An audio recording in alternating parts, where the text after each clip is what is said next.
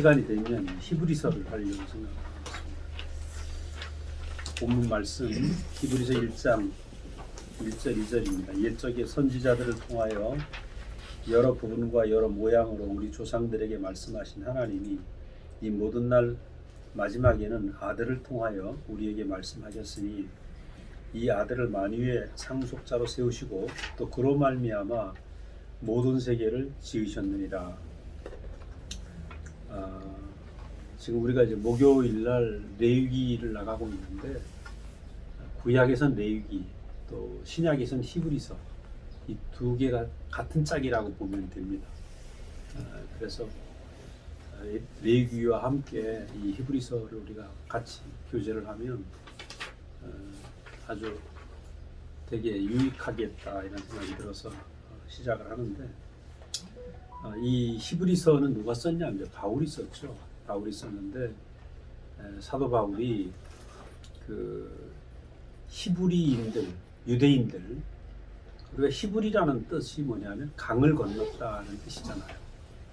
그래서 우리가 그 창세기 14장에 보면은 아브라함이 그 롯을 구하기 위해서 자기 가병들을 데리고 이렇게 달려가게 되는데 그때 히브리 사람 아브라함 이런 말이 처음 나옵니다.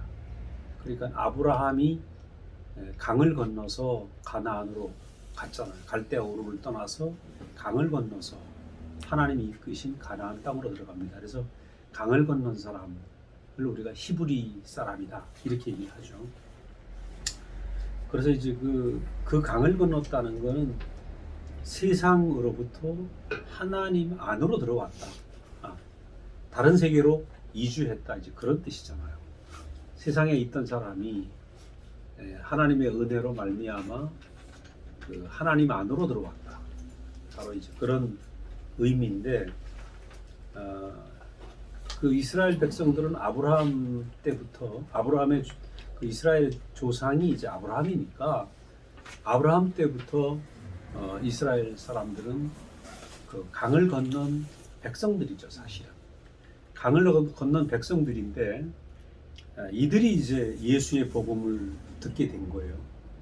예수의 복음을 들었음에도 불구하고 아직도 그 구약에 머물러 있는, 지금 사도 바울을 통해서 하나님 말씀을 듣고 살고 있던 많은 유대인들이 있는데 유대인 형제들이죠. 이 유대인 형제들이 있는데 이들이 사고방식은 아직도 유대적인 거라. 아직도 유대적인 거라. 그래서 아직도 유대적이고 그 전통에 사로잡혀 있는 이런 사람들을 향해서 예수의 복음 안에 온전하게 들어올 수 있도록 권면하는 말씀이 히브리서인 거죠. 그래서 뒤쪽으로 가면 그런 말이 있어요. 우리가 영문 밖으로 나가자. 그 영문이 뭐예요? 예수님이 어디서 죽으셨냐 하면 영문 밖에 골고다에서 죽으셨단 말이에요. 그럼 영문이라는 건 우리도 서울에 가면 사대문 있잖아요. 사대문. 사대문 안에는 양반들이 살았단 말이에요. 그러니까 그 영문 안에 사는 사람과 영문 밖에 사는 사람이 다르죠.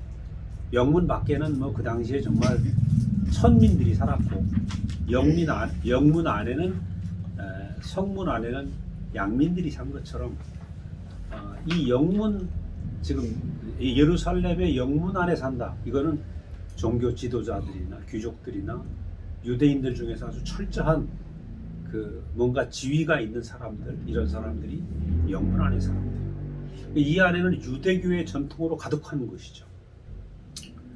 그래서 예수님은 어디서 돌아가셨는가?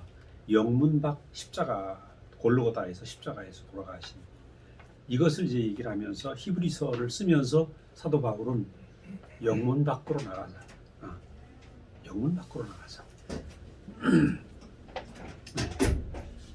그래서 우리가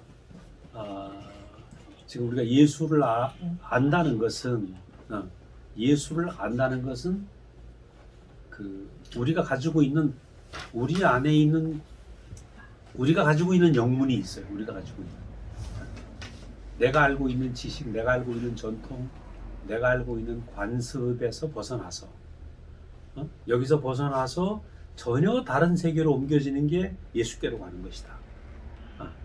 지금 히브리서의 내용은 예수 안으로 가는 것은 세상과 전혀 다른 곳으로 거기서부터 그러니까 세상으로부터 세상과 전혀 다른 세계로의 이동이다. 우리가 이렇게 알면 되는 거죠. 그래서 오늘 이제 말씀 제목을 제가 새 언약이라고 얘기를 했는데 그 옛 언약에서 새 언약으로 옮겨지는 이 얘기를 오늘 같이 나누려고 생각을 합니다. 그럼 이제 옛 언약은 뭐냐? 옛 언약은 지금 핵심이 옛 언약은 돌판에 10계명이 적혀져 있잖아요. 나 외에 다른 신을 섬기지 말라, 우상을 만들지 말라, 뭐 이런 계명, 안식일을 지켜라, 뭐 이런 계명들이 10개가 있고 또 규례가 있단 말이에요. 그래서 이것을 다 지키라고 해서 유대인들은 이제 이걸 그 쓰여져 있는 계명과 규례와 법도를 지키는 것이 이제 유대인들의 삶이었는데 그것만 잘 지키면 하나님이 기뻐하는 삶일 거다 이렇게 생각을 하고 이제 지킨 거죠. 근데 이제 핵심이 뭐냐? 그 계명이라는 게 계명을 주셨을 때는 주시는 이의 마음이 있잖아요. 예를 들어서 명학자매가 은성이한테 야 청소 좀 하고 이렇게 해라 하는 거는 청소를 시키려고 하는 게 아니라 깨끗한 공기가 필요하니까 위에서 청소를 시키는 건데 만약 그 마음을 모르면 엄마는 나를 왜 귀찮게 해 이렇게 될 수 있다는 거죠. 그러니까 하나님이 계명을 주실 때는 우상을 섬기지 말아라. 그 말은 나도 너밖에 없으니까 너도 나만 좀 봤으면 좋겠어 이 말이거든요. 그렇잖아요, 그죠? 그러니까 나 외에 다른 신을 섬기지 말라는 얘기는 나만 딴 거 보지 말고 나만 보고 나도 너만 볼게. 지난번에 말씀드린 것처럼 프로포즈란 말이에요. 우상을 섬기지 말라는 건 하나님의 프로포즈거든. 그러니까 이것은 난 너와 완전히 하나 되고 싶다라는 하나 되고 싶은 하나님의 열망인 거죠. 근데 마음은 모르고 우상을 섬기지 말라 그러니까 야 우상이 뭔지 모르는 거죠. 그러니까 이들이 하나님의 마음을 모르니까 이걸 행위로 해석을 하고 어떻게 해야 하나님의 진노를 벗어날 수 있을까? 그러니까 여기서 이제 마음을 모르게 되니까 열심히 뭔가 하지만 두려운 하나님, 때로는 좋으신 하나님, 이게 계속 교차하는 거예요. 그래서 하나님이 우리에게 말씀을 주신다. 이 말씀을 주시는 건 약속을 주시는 건데 이 언약을 주시는 것은 목적이 뭐냐? 하나 되기 위한 거예요. 최종적으로 하나 되기 위한 거예요. 그래서 사람을 지은 것도 우리를 지으신 이유가 뭐냐? 하나님은 영이시고 마음뿐이시고 당신의 마음과 영이 나타날 수 있는 것은 온전히 사람을 통해서 가능하다고 해요. 그러니까 우리는 하나님의 마음을 나타낼 수 있는 완전한 피조물이니까. 아니 뭐 우리하고 비슷하게 생긴 원숭이가 하나님 마음을 나타내겠어요? 안 되는 거라. 또 원숭이도 보니까 정말 IQ도 높고 대단하더라고. 근데 그 원숭이가 하나님의 마음을 나타낼 수는 없거든. 그래 이 땅에서 하나님의 마음과 하나 되어서 하나님을 나타낼 수 있는 존재는 사람밖에 없다. 그리고 우리가 존재하는 이유는 사람이 존재하는 이유는 뭐냐? 번식도 아니고 과학기술도 아니고 그건 우리가 살아가면서 파생적으로 나오는 거고 사람이 사는 이유는 하나님의 형상으로 그 사람 안에서 하나님의 마음이 나타난다는 것보다 더 큰 기적이 어디 있어? 목사님 옛날에 형상으로 지었다. 이 단어의 의미를 알면 감동이다 이렇게 해서 감동이다. 저도 그렇거든요.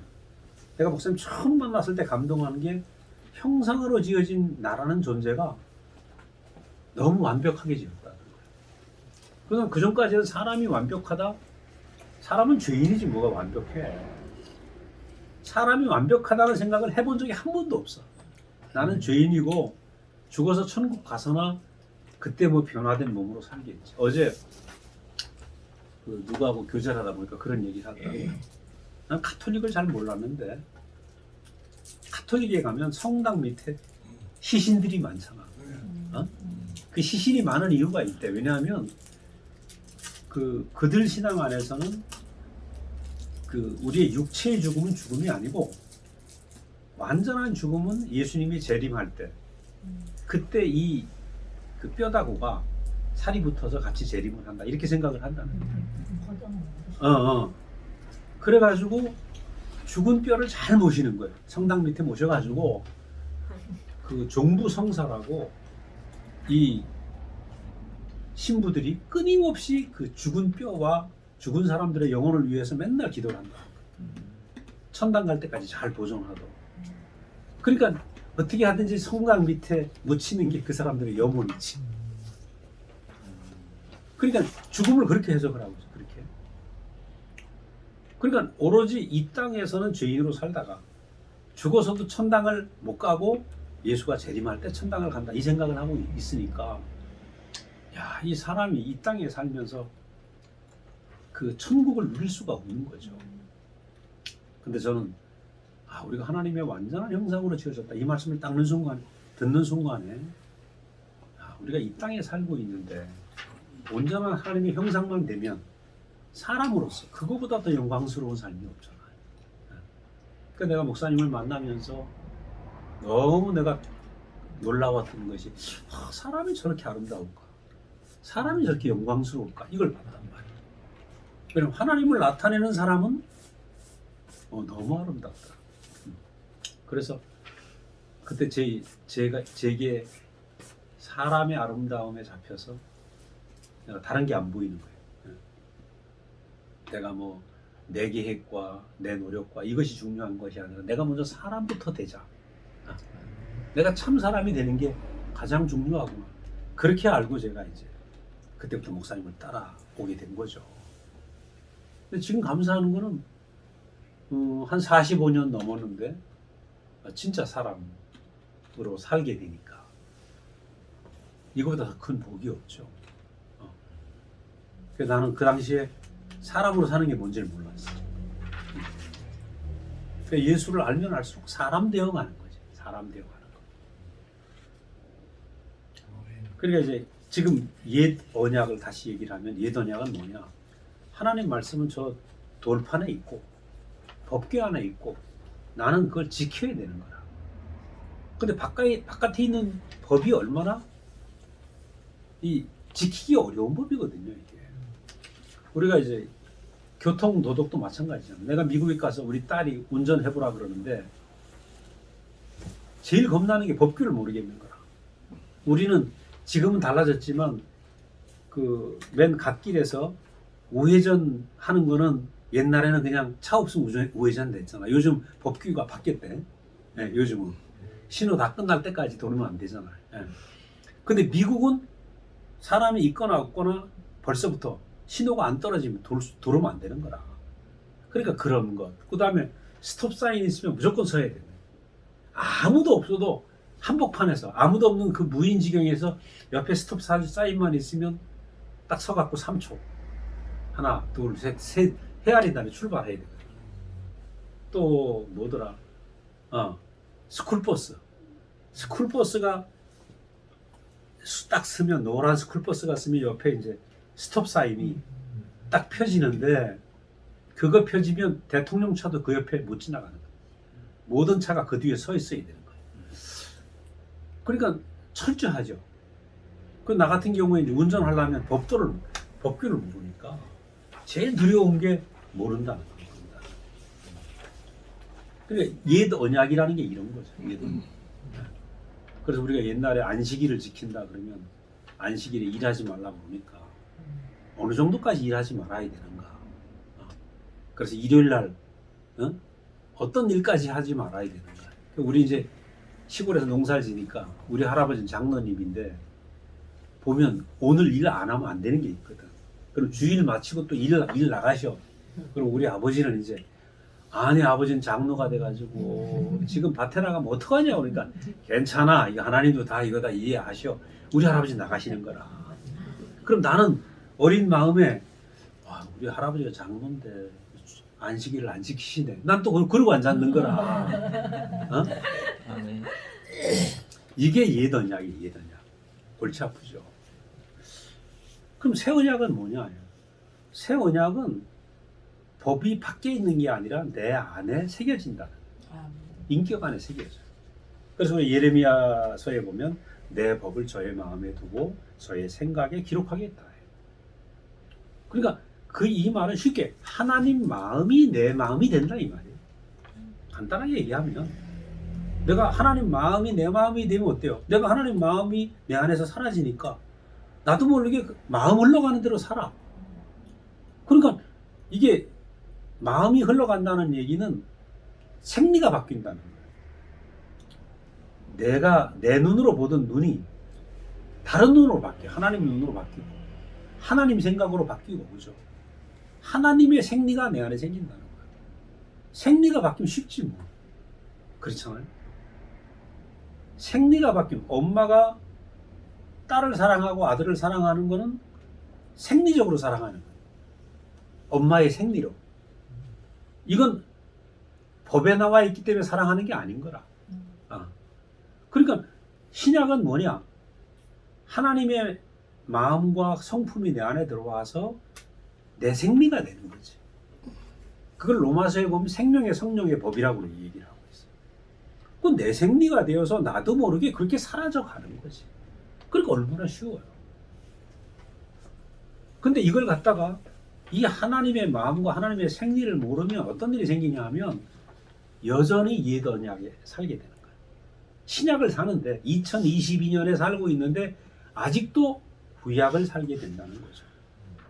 그러니까 우리가 이거를 모르면 계속 신약의 말씀을 옛 언약식으로 살게 되는 거예요. 그러니까 예수님 말씀을 지키려고 하면 십계명 지키기도 어려운데 거기에다 신약에 예수님 하신 모든 말씀이 또 계명이 되어봐요. 이게 더 어려운 거라. 그러니까 이제 예수님 말씀은 도저히 지킬 수 없거든. 오른뺨을 치면 왼뺨을 돌려대라고, 원수를 사랑하라고, 택도 없는 얘기하고 있잖아. 안 돼, 안 돼. 자주 얘기하지만 나도 부부싸움 하다 보니까 우리 자매가 왼수로 보이는데 미치겠더라고. 지금은 내가 모시고 살지만. 그러니까 이게 왼수로 보이면 미워하고 싶지 않은데 미움이 샘솟듯이 나와. 노래를 바꿔야 내게 샘솟는 미움으로 바꿔야 돼. 이야, 그 부부싸움 할 때 진짜 눈에 보이는 게 없더라고. 근데 눈이 생리가 바뀌니까 야, 하나님으로 보인다. 왼수가 하나님으로 보이면 저절로 사랑할 수밖에 없잖아요. 그러니까 이게 가장 문제가 뭐냐면 내가 법을 지키느냐 안 지키느냐가 아니고 내 눈이 바뀌는 거죠. 내 눈이 바뀌는 것이 복음이에요. 이게 새 언약이에요. 새 언약. 그러니까 내가 말씀을 지키느냐 법을 지키느냐가 아니고 내 생리가 바뀌고 내 본성이 바뀌는 이것을 새 언약이라고 하고 이 새 시대가 필요하다 이거죠. 이 새 시대가 뭐냐면 바로 신약인 거죠. 신약. 그래서 두 번째 제가 이제 새 언약이라고 말하는 것이 새 언약은 말씀이 저절로 지켜지는 말씀이 저절로 내게서 이루어지는 것은 바로 말씀이 육체되는 길뿐이다. 이것을 뭐라고 하냐면 성육신이라고 하지. 말씀이 육신이 되어 우리 가운데 왔다. 그래서 신약은 뭐냐면 말씀이 생리가 되고 내 육신이 되는 거야. 근데 이걸 갖다가 여전히 교리니까 하나님 말씀이니까 지킨다. 하나님 말씀이니까 지킨다. 이건 경전화되고 교리화된 거야. 그러니까 하나님 말씀이니까 지킨다. 이건 정말 지금 살지만 구약이라는 거죠. 오면서 그런 얘기를 했지만 예를 들어서 뭐 옛날에 아주 어려운 시절에 목사님들은 밥 먹기도 힘들었다고. 그래서 아침마다 할머니들이 성미 한 숟가락 떠가지고 한 종기 떠갖고 따로 모아서 이 성미를 갖다 바치면 목사님들이 그 가져오는 쌀 먹고 살았. 성미 쌀 먹고 살았다고. 근데 내가 오늘 때거리가 없어. 굶게 생겼어. 저 성미 안 드리고 이거 하면 한 식구 죽이라도 먹는데 그럼 어떻게 해야 될까 그거? 어떻게 해야 될 것 같아요? 굶고 바치나 어떻게 해야 돼? 굶고 바쳐요? 아니면은 때거리 먹어야죠. 먹어야 돼? 믿음이 너무 없는데 나도 한 표 던지겠어요 여기에. 어떻게 생각하면 바쳐야 될 것 어떻게 지금 바쳐야 될 것 같아. 아, 그냥 먹어야지. 근데 은성이하고 둘이 있는데 둘이 굶어 죽을 판이야 그거 안 먹으면. 마음 가는 대로.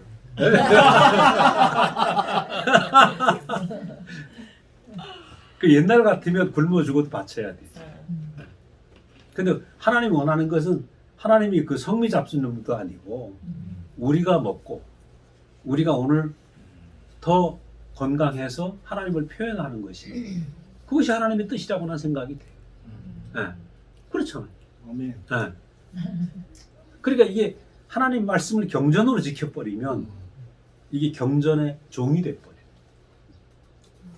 그 다윗이 전쟁을 하다가 굶게 됐는데 성전에 가서 떡을 먹잖아요. 그 성전의 떡은 제사장만 먹게 돼 있거든. 근데 다윗이 먹는단 말이에요.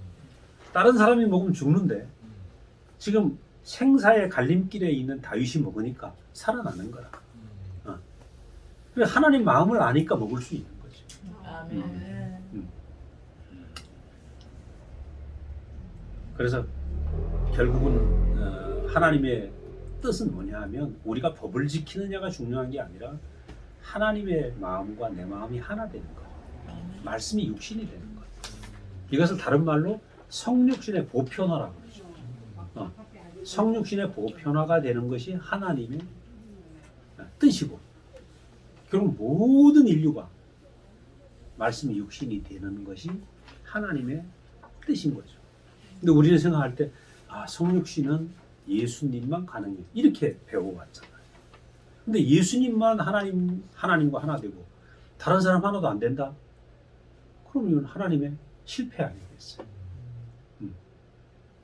그래서 오늘 내가 하나님의 마음과 내 마음이 하나 되는 것은 우리의 갈망보다 하나님의 갈망이 더 크다는 거예요. 그러니까 이것이 이제 구원이죠. 하나님이 나와 더 하나 되고 싶어 하신다. 그래서 바로 이 예수님 안에서 있었던 말씀이 육신이 된 하나님과 마음이 하나 된 이 성육신 사건이 오늘 우리 안에서 온전하게 누려지는 것, 이것이 인격의 회복이고 새 언약의 회복이고 그렇죠. 그러니까 예수님 안에서는 분명히 하나님과 사람이 하나 된 성육신이 이루어졌어요. 요한은 그걸 봤다고. 봤는데 2000년 동안 성육신을 예수님만 가능해.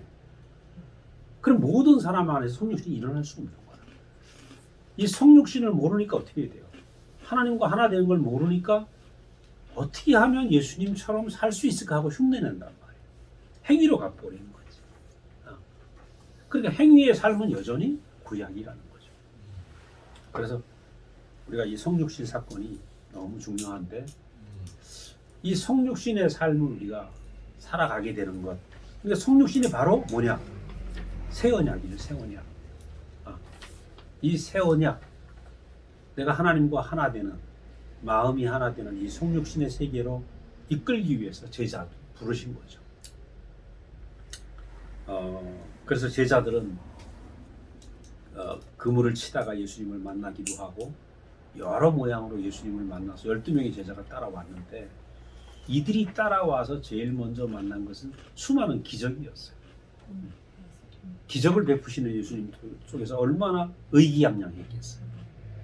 그런데 그 당시에 수많은 군중들도 있었고 자기들도 기분이 좋았지만 이 예수님은 제자들을 어디로 끌고 가고 있냐면 십자가로 끌고 가고 있다는 거예요. 그래서 마지막에 내가 보여줄 것은 십자가에 못 내려오는 사람의 운명, 이게 너희들에게 보여줄 운명이다. 이 얘기를 하고 있는 거예요. 여기서 베드로는 헷갈리는 거죠. 제자들이. 왜냐하면 자기들은 예수를 따라왔을 때는 더 좋은 곳으로 갈 줄 알았어. 기적을 베푸는 예수 안에서 얼마나 자기들이 신났겠어요. 뭔가 됐다 이제. 진짜 선생님 잘 만났다. 그런데 그 선생이 십자가에서 죽는 모습을 보면서 이해할 수 없는 겁니다. 근데 예수님 뭐라 그래요? 내가 너희들에게 보여주는 이것이 참 표적이다. 나를 먹고 마셔라. 그렇게 얘기를 하잖아요. 떡과 포도주를 주면서 나를 먹고 마셔라. 그럼 예수가 지금 주려고 하는 떡과 예수가 주려고 하는 포도주는 뭐냐? 그것은 십자가에 못 내려오는 참 사람의 운명이라는 거죠. 그러니까 그 얘기는 십자가에서 못 내려오는 참 사람의 모습, 이 운명이야말로 바로 참 사람의 위치고, 아담이 잊어버린 참 사람의 위치고 참 사람의 자리라는 거예요. 그것이 인생이다, 인생. 저는 이 말씀을 요즘 자꾸 생각해 보면, 어제 우리 형제 하나가 그러더라고. 형님, 나는 요즘 죽음을 연구하고 있습니다. 이런 얘기를. 죽음을 연구하고 있다. 그 얘기를 들으면서 내가 느껴지는 게, 우리는 다 죽음을 가지고 태어났잖아요. 죽지 않을 사람 아무도 없잖아요. 그래서 사람들이 온통 두려워하는 게 죽지 않으려고. 우리 아들도 지금 뉴질랜드에서 뭐 오늘도 출근했다고 그랬어? 출근했는데 자꾸 머리가 아픈 거야. 그래서 걱정이 되지 지금. 오미크론 걸렸나 걱정을 하고 있는데 혼자 있으니까 걱정이 돼요. 사람이 제일 부러워하는 건 이렇게 코로나가 오고 하니까 뭐 무슨 일이 생길지 모른다. 그 무슨 일이 뭐겠어요? 죽음이지 다.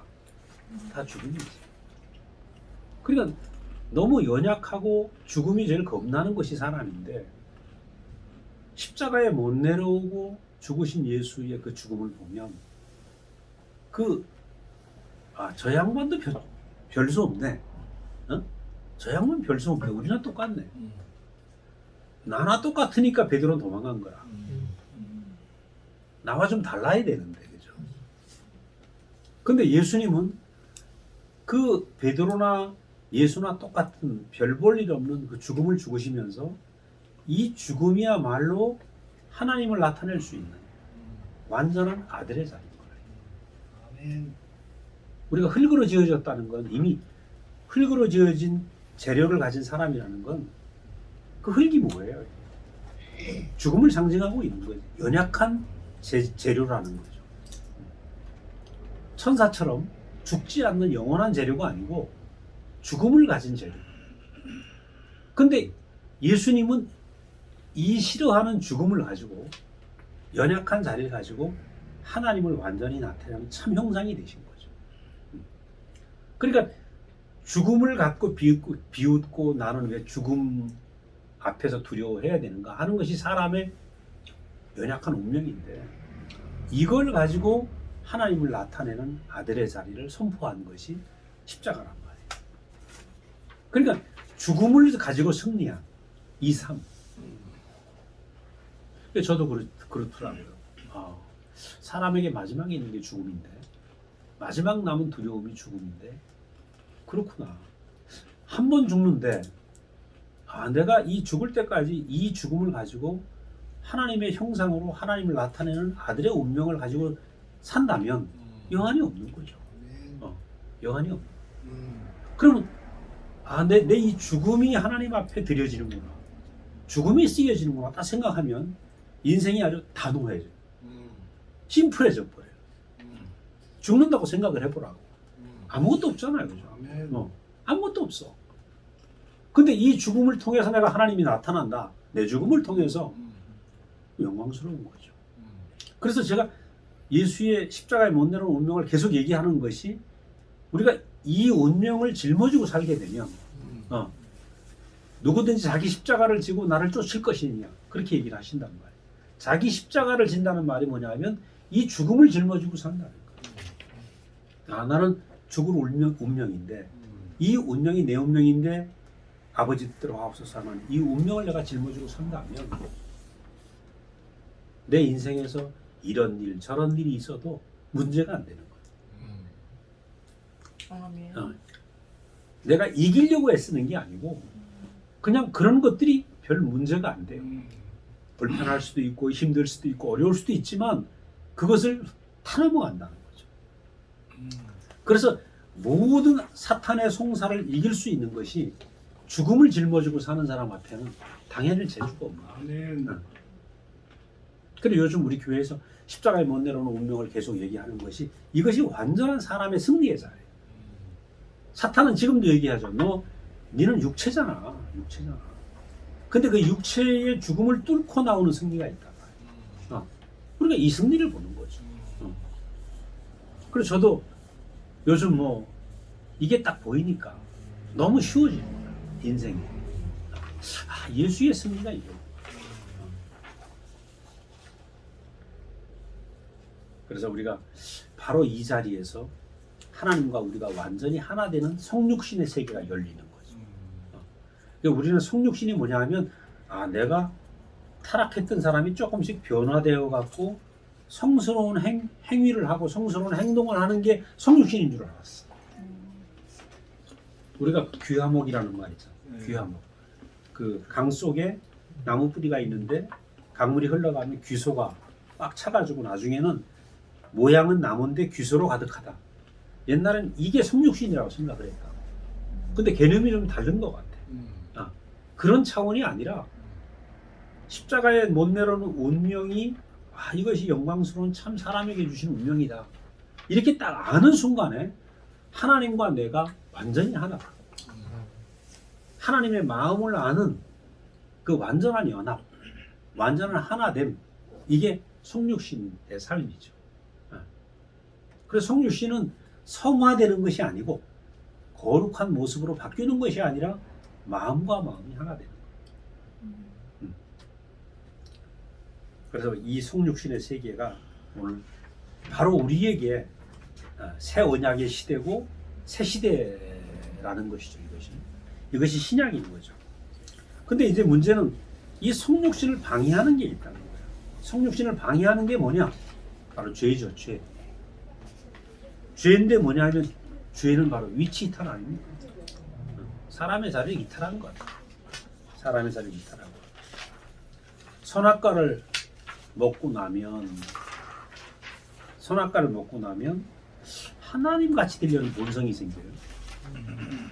하나님 같이 되려고 하는 본성이 생기게 되면 어떤 일이 생기냐면 나는 뭔가 돼야 되겠다. 나는 뭔가 돼야 되겠다 그러니까 끊임없이 뭐가 됩니까? 다른 사람과 비교하게 되고 더 위대한 것, 더 좋은 것을 보면 그런 존재가 되려고 자꾸 하는 거죠. 여기서 나타난 게 개별화. 난 너하고 달라. 난 너하고 다르니까 계속 비교하잖아요. 그죠? 독존화. 스스로 뭔가 이렇게 내 이름을 남기려고 하는 어떤 기질. 그러니까 결과로 뭐가 됩니까? 난 나대로 살 거야. 나대로 살 거야 하니까 연합이 안 되는 거죠. 그럼 목사님이 이 히브리서 말씀하시면서 연합이 안 되는 게 죄다 이렇게 얘기하는 거예요. 하나가 안 되는 게 죄다. 첫 번째, 하나님과 우리가 하나가 안 되고, 두 번째는 형제와 형제가 하나가 안 되는 거예요. 왜 하나 될 수 없을까? 그럼 내가 우리 자매하고 부부싸움을 했다. 내게 죄가 남아 있기 때문에 선악과의 본성이 남아 있으니까 하나가 안 되는 거예요. 그래서 구체적으로 하나 되지 못하는 것이 우리 안에 남아 있는 선악과의 본성 때문에. 그래서 이 하나 되는 것이 가장 중요한데 이 부분에서 이제 이번에 우리 목사님 말씀을 내가 다시 한번 읽어보면서 그 얘기를 하시더라고. 사탄이 우리에게 준 건 지식뿐이다. 능력을 주진 않았다는 거예요. 네? 왜냐하면 능력은 누구한테 있는 거야? 능력은 하나님한테 있다. 그래서 우리가 하나님을 말할 때 엘로힘 하나님.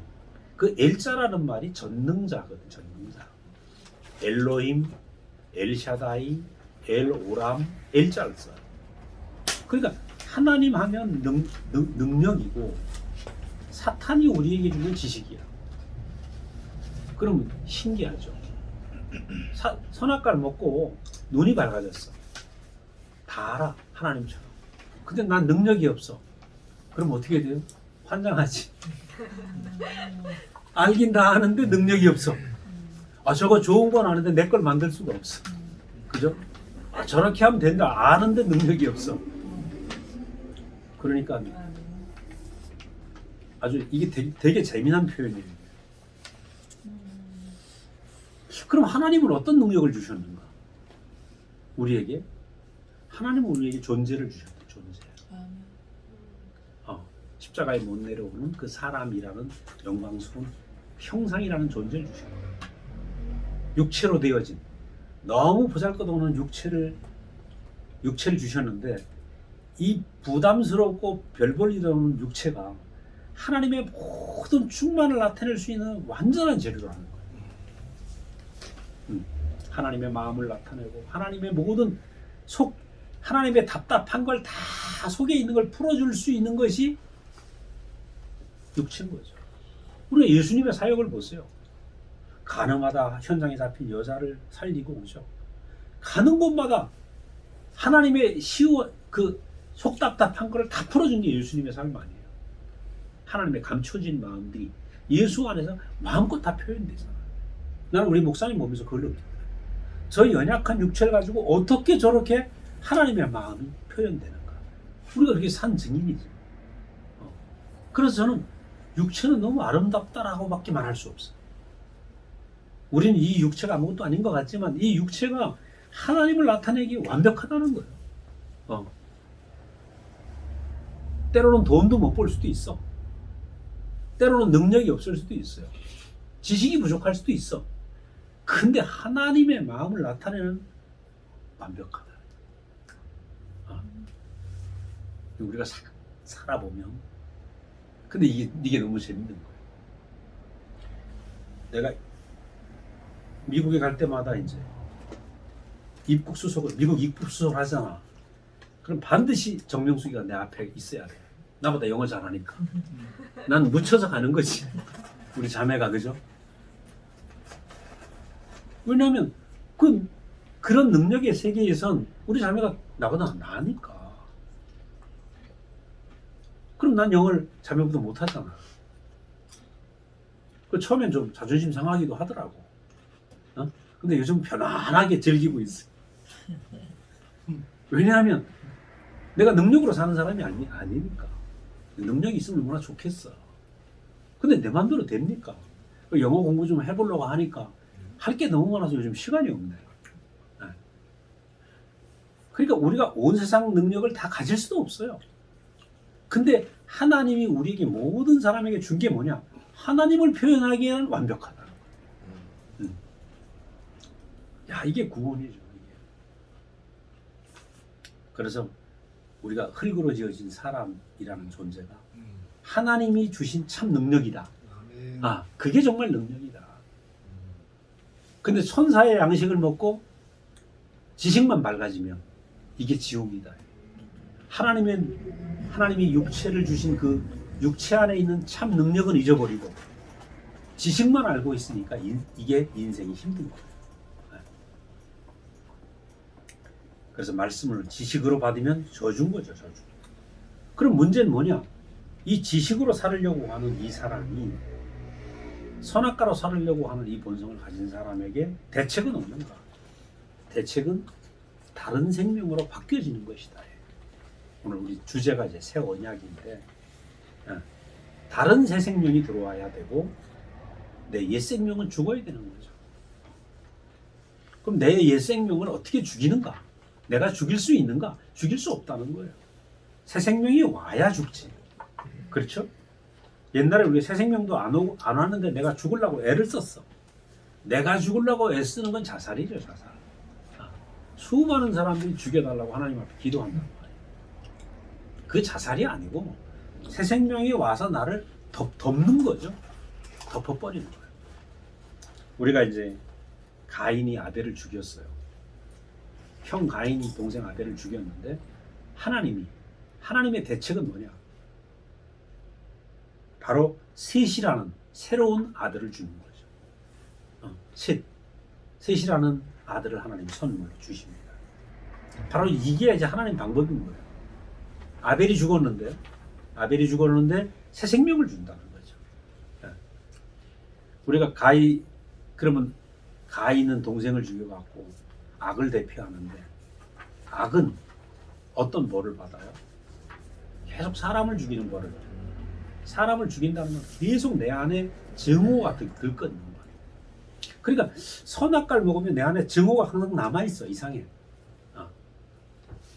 그러니까 증오가 있으면 이 증오를 하는 것 자체가 벌이죠. 벌. 또 아벨은 어떻습니까? 아벨의 운명은 죽는 운명이었어요. 죽고 우리의 선이 죽어야 된다는 거죠. 그러니까 악도 대책이 안 되고 선도 대책이 안 되고 방법은 뭐냐? 셋이 와야 된다. 새 생명이 와야 된다. 새 생명. 그래, 우리 안에 새 생명은 바로 무엇인가? 하나님의 대책이 새 생명입니다. 하나님의 필요. 우리가 그동안 살았던 것은 아까 처음 말씀드린 것처럼 내 뜻대로, 내 소견대로, 내 목적대로 살으려고 하면 인생이 힘들단 말이에요. 근데 하나님의 필요가 있다. 하나님의 목적이 있다. 내게 하나님의 목적이 있다. 이 하나님의 목적이 있다는 것이 복 아닙니까? 저는 이제 제가 장남인데 뭐 공부를 못한 건 아닌데 우리 아버지는 꼭 너 춘천중학교 가야 된다는 거라. 근데 춘천중학교 가기가 보통 어려운 게 아니에요. 우리 영일이 형제는 뭐 전교 1등이죠. 전교 1등 천재지. 나는 뭐 그렇게 천재도 아니고 그냥 대충 평범한데 우리 아버지는 왜 춘중 안 가면 그때 춘중을 안 가면 대학을 갈 수가 없어. 춘천중학교를 가고 춘천고등학교를 가야 돼. 그래갖고 막 성적표 나오는 날이 맨날 종아리 맞는 거지. 학교 가기 싫어 죽겠는 거라. 그러니까 어머니의 치맛바람 뭐 이런 것 때문에 간신히 춘중을 간 거지. 그것도 재수를 해가지고. 근데 지금 생각해 보면, 나로서는 싫은데 엄마의 계획이 있어가지고, 부모님의 계획이 있어가지고, 내가 대학을 갈 수 있어 생각이 되는 거야. 똑같은 것 같아요. 나로서는 그게 싫은데 하나님의 필요가 있는 거라. 내게 하나님의 목적이 있는 거야. 그래서 오늘 우리가 말씀을 듣고 있으면 지금 이렇게 진주교회가 모이고 말씀을 듣고 있지만 우리가 지금 하나님이 나를 필요로 하시다, 하나님이 나에게 목적을 가지고 계신다, 이것을 알아가는 거죠. 아멘. 그래서 하나님의 필요와 하나님의 목적을 알게 되면 인생이 차원이 달라져요. 내가 나를 생각하는 거와 하나님이 나를 생각하는 그 하나님 눈에서 내 인생이 해석이 된다. 내가 내 차원에서 나를 해석을 해봐요. 아버지한테 종아리 맞는 날은 아이씨 왜 또 그날은 그래. 아버지가 해초리 가져오느라 그러면 그때부터 달달 떨어. 난 매 맞는 게 그게 싫어갖고, 내 동생은 뭐 몇 대라도 끄떡없이 맞는데 난 맞는 게 너무 싫었거든. 근데 그 엄한 아버지의 교육이 오늘 목사님을 만나는 데까지 연결이 된 거야. 지금 생각해보면. 그래서 정말 감사하지. 그럼 사실은 지금 와서 그게 엄청난 사랑이라고 아버지는 때리고 싶었겠어요. 엄청난 사랑인 거라 그게.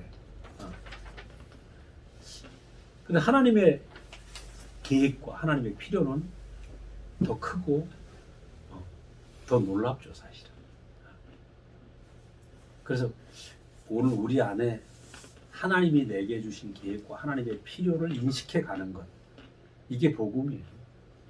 복음이 다른 게 아니고,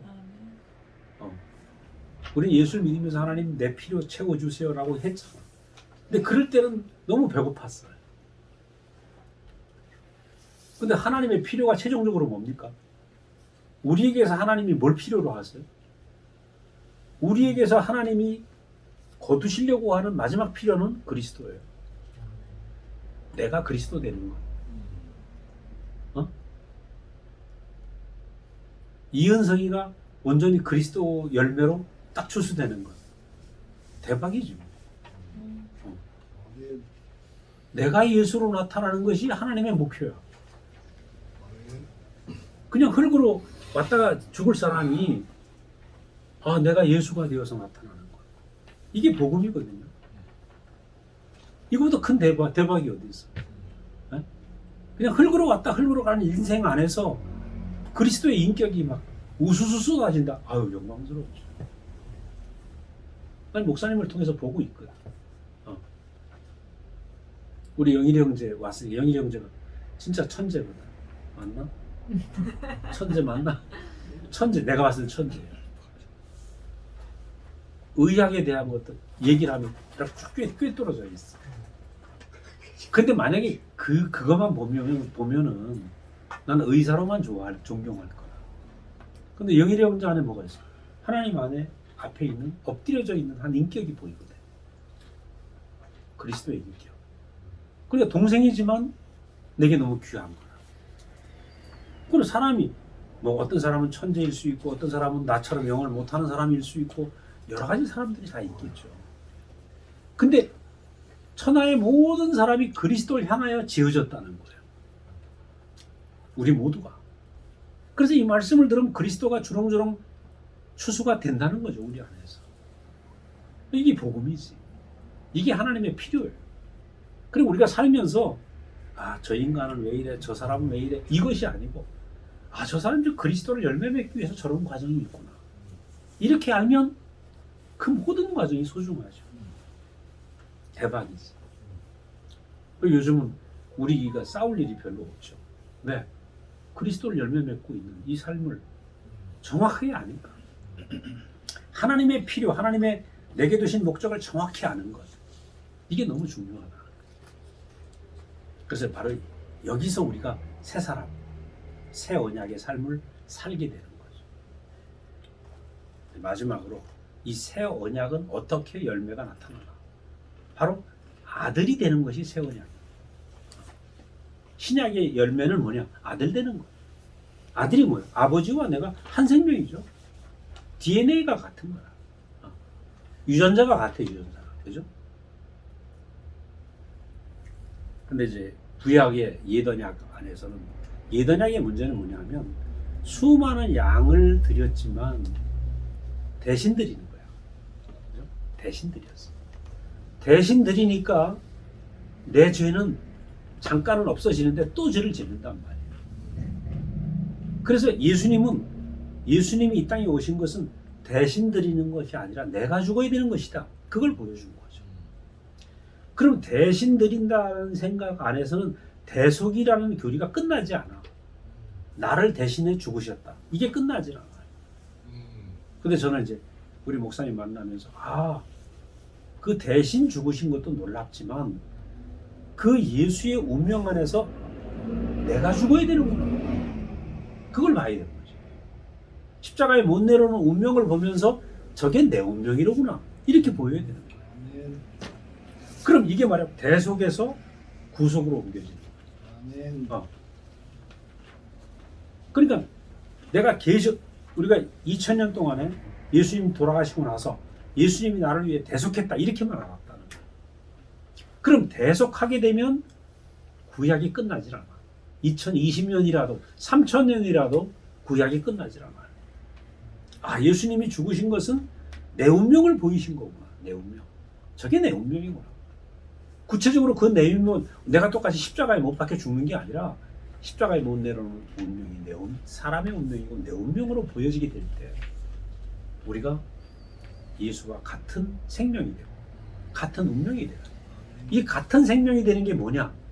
이게 아들이죠. 아멘. 그러니까 아들이 쉬워요. 십자가에 못 내려오는 운명이 내 운명으로 딱 보이는 순간 그와 내 운명이 같고 운명이 같은 게 뭐냐? 같은 생명이죠.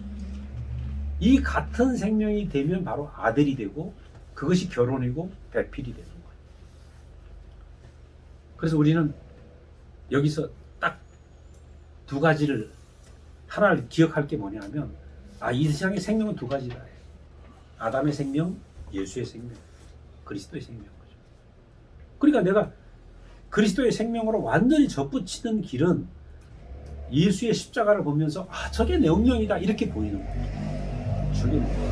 그걸 흉내내는 것이 아니라 내 운명으로 보이는 거예요. 이것이 바로 새로운 빛이고 새로운 세계가 시작이 되는 그런 점이라고 우리가 볼 수가 있는 거죠. 저는 이제 이걸 보면서 저게 내 운명이다. 저게 내 운명이다라고 보이는 이게 되면 뭐가 시작이 되냐면 그 예수 안에 내가 포함되는 거예요. 제가 오늘 이 얘기를 드리고 싶은 게 포함과 연합이 달라요. 왜냐하면 칼빈은 이렇게 얘기했어. 크리스천들이 마지막에는 예수와 연합하는 것이다 이렇게 얘기했어. 근데 연합이라는 개념 안에는 뭐가 나오냐면 나도 있고 예수도 있어. 이 둘이 연합하려고 그래. 이게 문제라는 거예요. 내가 지금 이 상태로 연합할 수 있나? 죄인인데.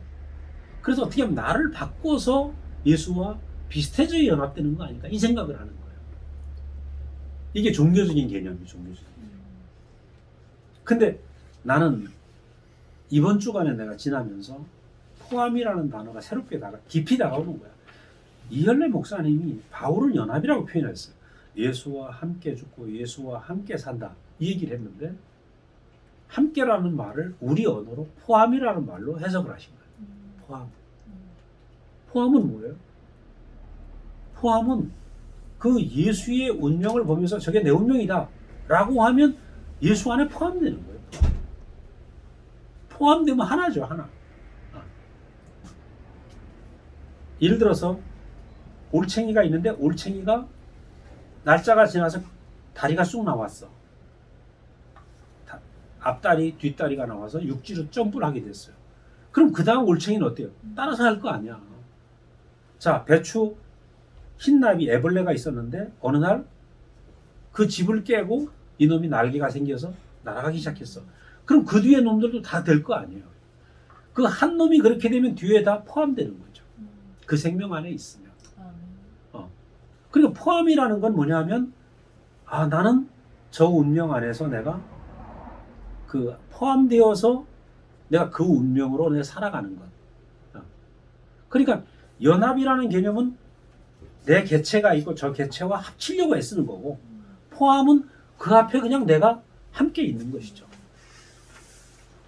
내가 목사님을 보면서 옛날에는 항상 목사님의 개체와 나의 개체가 다르다고 생각해요. 그래서 어떻게 하면 내가 흉내를 내릴까 이 일이 있거든. 따라하려고 해요. 따라하려고. 근데 어느 날 뭐가 보이냐? 목사님 안에 있는 예수 안으로 가는 십자가로 가는 운명이 보이더라고. 그 운명이 내 운명으로 보이는 순간에 내가 알던 모든 것, 내가 개체라고 했던 모든 것도 끝나버리더라고. 그래서 그와 내가 한 운명이 되고 한 생명이 되고 이게 포함이죠. 그러니까 그가 머리가 되고 내가 지체가 되는 거예요. 그러니까 연합이라는 말보다 더 온전한 말이 포함이죠. 연합이라는 말은 다분히 나라는 개체의 의식이 있는 거죠. 근데 포함이라는 말 속엔 완전히 생명의 세계야. 생명의 세계. 나는 없고 그분만. 나는 없고 그리스도만. 그래서 저는 이제 그 새 언어가 너무 중요하다.